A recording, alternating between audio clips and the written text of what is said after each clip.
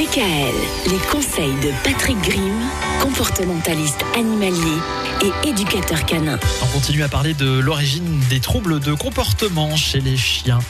Aujourd'hui, on va parler des méthodes d'éducation qui sont parfois inadaptées. Oui, les troubles peuvent effectivement naître également de cette situation-là.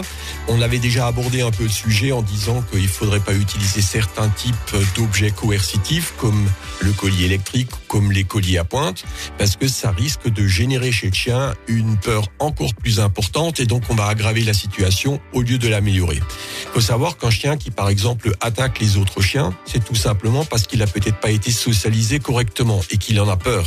Donc, ça va se traduire comment ? Par une agression. Le chien essaie de défendre sa peau, ce qui est souvent mal interprété par l'humain aussi, parce que l'humain pense que le chien le défend lui, le propriétaire, alors qu'en réalité, le chien se défend lui, parce qu'il a peur des autres. Donc ça, c'est un problème aussi qui est lié à un déficit de socialisation. Et si à ce moment-là, on le punit en tractant ou en tirant violemment sur le collier, qui en plus fait mal, parce que si c'est des colliers à chaînette ou des colliers à pointe, ça va faire mal. Donc le chien peut faire une mauvaise association du style « ça me fait mal, dès que je vois un autre chien, ça me fait mal ». Donc, il va démultiplier son agressivité par rapport à celui qui vient, parce qu'il pense que la douleur vient de l'autre chien qui vient en face.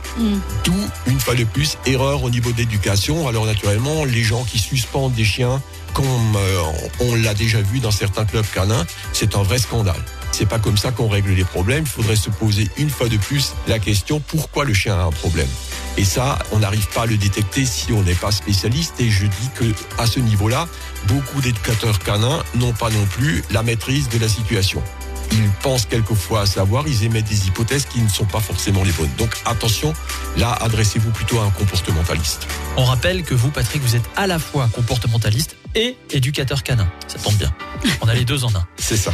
Demain, on va parler des troubles du comportement qui peuvent aussi parfois, c'est vrai, on n'y pense pas forcément chez le chien, être d'ordre pathologique, voire neurologique. DKL. Retrouvez l'ensemble des conseils de DKL sur notre site internet et l'ensemble des plateformes de podcast.